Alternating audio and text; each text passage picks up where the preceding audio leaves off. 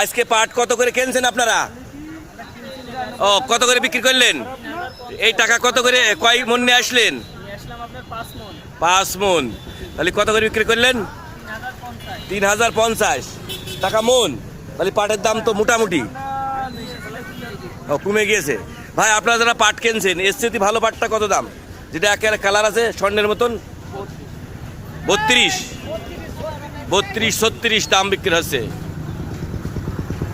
ভাই আপনি কি পাটের খাজনা তুলছেন? কি আজকে পাট কত করে কিনছেন আপনারা?